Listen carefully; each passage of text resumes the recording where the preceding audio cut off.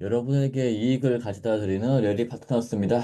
오늘은 공시에 대해서 좀 알아보려고 하는데요. 첫 번째는 이제 정기보고서에 대표이사 등의 확인이 들어가는데 거기에 대해서 알아보려고 하고요. 이거는 이제 정기보고서뿐만이 아니고 금감원에 내는 서류 중에서 정기보고서와 그 주요사항 보고서에 대표이사가 이렇게 작성을 했다, 이 이상이 없다라는 걸 표시를 하게 됩니다.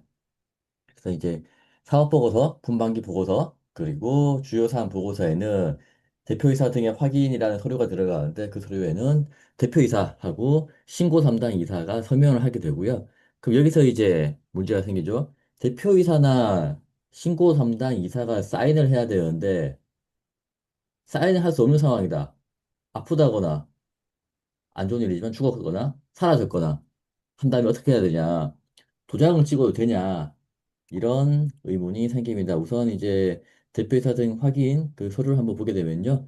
이게 이제 확인서, 삼성전자 확인서인데 보시게 되면 대표이사 그리고 시공 업무 담당 임원 이 두 분의 사인이 들어가 있습니다. 삼성전자마저도 이 사인이고 이건 아마 진짜 했을 겁니다. 이걸 위조하기 쉽지는 않고요.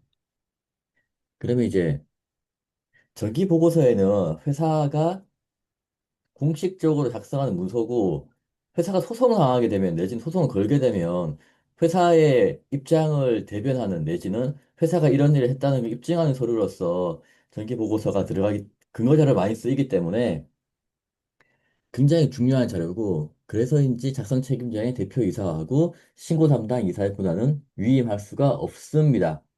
사인은 무조건 해야 되고요. 그러면 이제 앞서 말씀드린 대로 아프거나 어디 어디 뭐 잠적을 했거나 하면 어떻게 해야 되냐.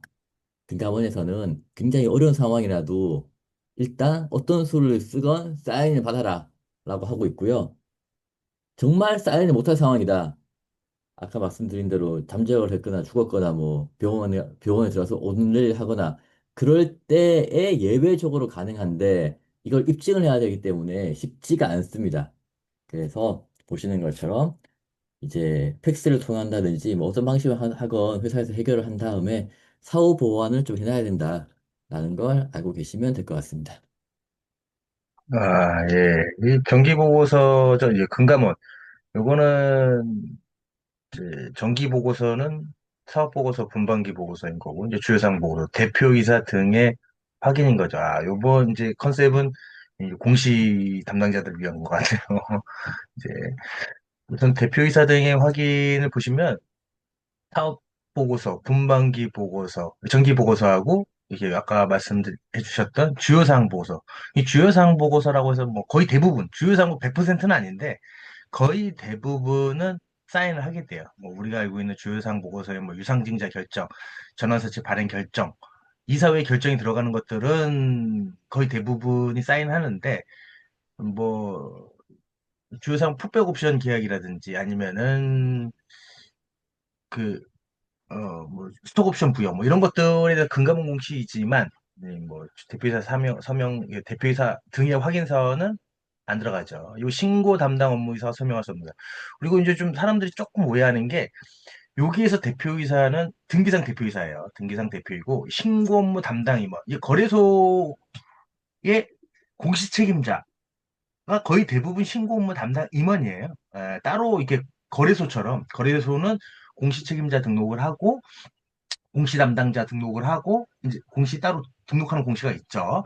공시 뭐 실무자도 등록하는 경우가 있는데 금감원은 그게 따로 없어요. 그냥 이게 그거예요. 이게 주요상 정기 보고서나 아니면 이제 그, 그 주요상 보고서를 가름할 때 여기서 사명하는 자가 신고 담당 임원이라고 자기가 자서를 하는 걸로 대체를 하는 거고 별도로 신고를 하는 게 없어요. 대표이사에 당연히 등기부등본 보면 나오는 거고 그래서 통상 신고 업무 담당 임원은 우리가 이제 거래소에 유가증권이든 코스닥이든 코넥스든 뭐 그 거래소에 공시 책임자로 등록된 사람을 같은 의미로 쓰고 있어요. 실제는 조금 다른데 왜냐면 공시 주체가 다르니까 금감원 공시하고 거래소 공시하고 좀 다르니까. 근데 주요상 보고서 같은 경우는 똑같은 이제 대표이사 등 확인서가 들어가지만 그 거래소가 먼저 검토를 하고 금감원 공시에 나가기 때문에 거기서 이제 좀 같게 해달라고 하는 거죠.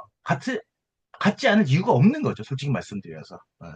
그래서 이제 일정 부분 회사들 보면 신고 업무 담당 자라고 돼 있는 경우가 많이 있어요. 여기 신고 업무 담당 임원이라고 돼 있는 경우도 있고 공시 책임자라고 돼 있는 그건 이제 회사마다 쓰기 나름이니까 어찌 됐건 요거는 이제 포뮬란 형식이고 양식의 대표이사는 딱 정해져 있어요. 그리고 신고 업무 담당 임원 뭐 누구다.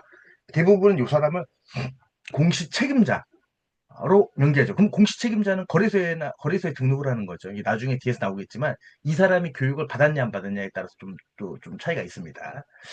근데 이런 거를 공시를 이제 최소한 1년에 4번을 하죠. 정기 보고서가 1년에 4번이니까. 네, 정기 보고서. 그리고 신고 담당이사의 권위임을 위임할 수는 없죠. 이게 왜냐면 이 사람들이 위임을 받은 거니까. 이 사람이 하는 업무 자체가 이거기 때문에 이걸 뭐 누구한테 위임하면 그 위임받은 사람이 대표이사를 해야 되고, 그 위임받은 사람이 신고 담당 이사를 해야지.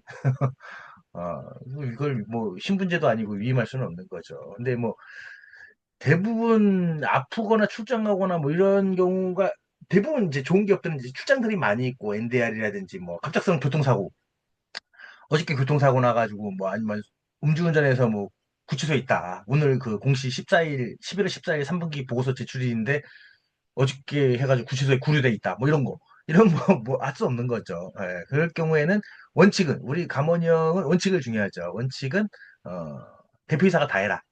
근데 문제는 대표이사가 그럴 경우 어떻게 하냐. 대표이사가 그럴 경우는 뭐 차상위 이사, 차상위 이사. 보통 여기서 차상위 이사 누가 차상위인지는 정관에 나오죠. 보통 대부분 대표이사로 하고 대표이사 부재 시에는 뭐 대표이사 유고 또는 부재 시에는 뭐 전무이사, 부사장 또는 부사장 다음에 뭐 전무이사, 뭐 이렇게 상무, 그게 그냥 이사 뭐 이런 식으로 순으로 한다.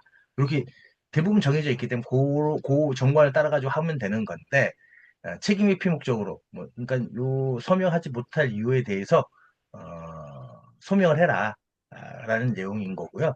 결론적으로는 본인의 하기 힘들고 팩스나 이런 걸로 해라. 미리미리 받아놔라 뭐 이런 거죠. 근데 실무에서는 가끔 그런 경우가 있어요. 가끔 제가 그랬다는 건 아니고 제가 그랬다는 건 이건 이제 그 유튜브에 나갈 거니까 제가 그랬다는 건 아니고 실무에서는 가끔 그냥 서명만 하고 보여드리는 거죠. 서명 자체를 보통은 이제 정기보고서 출력을 해가지고 사인하십시오 이렇게 뭐 하는 경우가 있고 대부분 이제 정기보고서들은 미리 서명을 받아놓죠.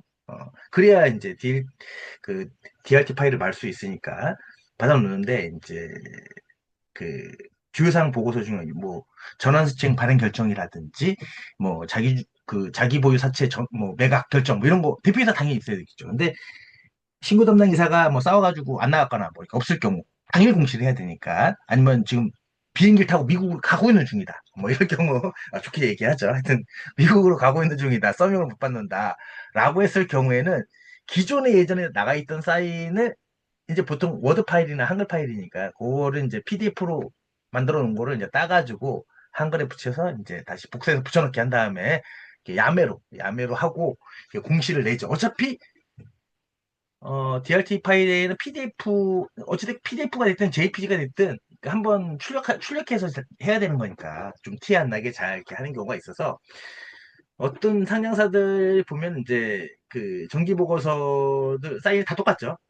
복사해서 붙여놓고 계속 하는 거니까 조금씩 원래 사람이란 게 사인을 하면 다 그래서 요거는 도장이 아니라 서명인 거예요. 서명. 서명으로 돼요. 도장을 찍을 거는 가운데 인이라고 되어 있는 거는 도장을 찍는 거고 서명이라고 하는 건 사인이거나 자서를 자기 이름을 쓰게 돼 있는 거라서 서명인 거예요. 그래서 아무리 똑같이 써도 조금씩 차이가 있긴 있어요. 근데 차이가 없는 것들은 대부분 복사해서 붙여넣기 한 거다. 그런 거를 뭐 어차피 그 시스템에서 나가는 거라서 걸리진 않아요. 그냥 시스템에 이게 뭐 붙여놓은 다음에 파일을 붙여놓고 올리면 되는데 그럼에도 불구하고 이 사람이 이제 뭐 미국에 출장 갔다 돌아오거나 아니면 이제 뭐 병원에서 나오거나 이러면 그 뒤에다가 다시 그 공시했던 파일 뒤에다가 뒷부분에다가 확인하였음 뭐 해가지고 자서 한번 실제로 받는 게 좀 중요하지 않나. 야매로 하게 되더라도 좀 신고 업무 담당 이사나 대표이사의 확인 등 아니면 뭐 전화 통화 뭐 이렇게 해가지고 아니면 뭐 카톡이나 뭐 이런 거 해가지고 확인했다 뭐 이런 것까지 좀 캡처해서 사후 보완해 놓는 게 좀 필요하지 않나 생각을 합니다. 이게 이제 아까 우리 홍차 형님께서 말씀을 하셨는데 이게 회사에서 작성 공시한 공식 무효 나중에 이제 소송 걸리거나 아니면 금감원 조사를 받거나 금감원 조사까지는 그나마 좀 덜해요. 이제 검찰 조사. 대부분 배임 명령의 대상자가 되는 거니까. 꼭 대표이사 신고 담당 업무가 그렇다는 건 아니고 직급이 높을수록 대부분 그런 그 유혹에 많이 빠져가지고 그런 경우가 많이 있기 때문에 그래서 소송할 때 나는 이거 내가 안 했다 나 모르는 거다 나 없는데 뭐 이렇게 했다라고 했을 때 아까 지금 사후 보완해 놓은 건 좀 이렇게 얘기를 하는 뭐 거라든지 그리고 그런 회사가 아니고서는 거의 뭐 이거를 루틴하게 나가는 거라서 뭐 이것 때문에 뭐 적발당하다 그런 거는 저는 여태까지 적발 같은 거 본 적이 없어요. 적발 사인을 뭐 이렇게 복사해서 붙여놨다고 해서 적발당한 건 본 적은 없고 뭐 제가 그랬다는 건 아닙니다. 네, 무조건 받아야죠. 이게 자서라고 한 이유가 있는 거예요.